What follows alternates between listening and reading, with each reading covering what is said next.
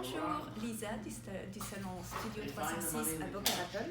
Je vous présente aujourd'hui une façon pratique et rapide de faire votre brushing à la maison. Je vais vous donner quelques conseils pour vous faciliter la vie. Donc voici mon modèle, Ona. Cheveux lavés, le shampoing est fait. Maintenant, pour vous faciliter la vie, un brushing à la maison, il est bien de pré-sécher ses cheveux le plus possible, car vous n'aurez pas un meilleur résultat sur un cheveu très mouillé ou presque sec. Le résultat du brushing sera exactement le même. Donc il est bien de pré-sécher ses cheveux comme il faut. Et ensuite, je vais vous montrer quelques séparations que vous pourrez faire vous-même à la maison pour vraiment vous faciliter le travail du brushing.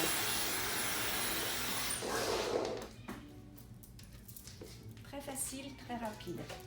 Sur le dessus, vous coiffez vos cheveux en arrière. Vous faites un petit rectangle, soit avec les doigts, soit avec un peigne. Peu importe si les lignes ne sont pas vraiment droites. On y place une pince pour bien délimiter son travail. Ensuite, on fait une séparation du haut du crâne jusqu'aux oreilles, des deux côtés. Et ensuite, derrière, une séparation milieu jusqu'au bas de la tête. Une séparation ici, soit vous mettez des pinces comme ça longues qu'on trouve un peu partout dans les supermarchés ou chez les suppliers, les fournisseurs pour coiffeurs et vous pouvez y aller également. Donc soit des petites pinces comme ça, soit des pinces crabes que l'on appelle pinces crabes qui font exactement les mêmes séparations. Et là du coup vous pouvez commencer votre brushing ici. Ensuite, vous descendez la mèche du dessus, vous la séchez. Et pour les côtés, exactement pareil. On fait une petite séparation de côté, on met une pince, on sèche d'abord cette partie-là et ensuite la partie du dessus.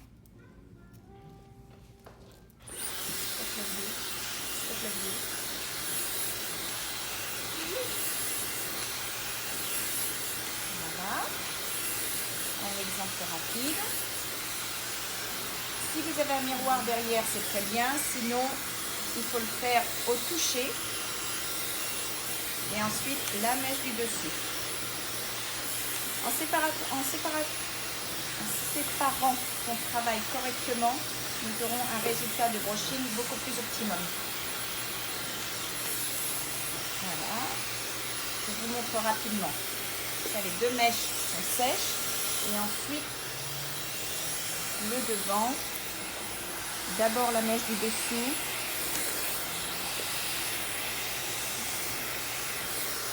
ensuite la mèche du dessus.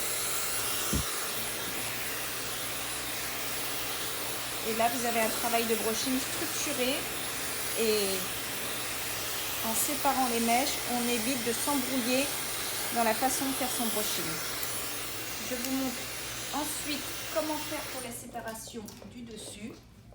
C'est très simple. Une fois que tout est sec autour, il n'y a plus qu'à prendre une mèche sur le dessus que l'on sèche. Ensuite, la deuxième mèche, une fois que celle-ci est bien sèche, on prend la deuxième et ensuite la troisième. Et après, si vous avez une raie, si vous avez une petite frange, évidemment, on la sèche vers l'avant. Et ensuite, la petite raie, vous la marquez où vous souhaitez.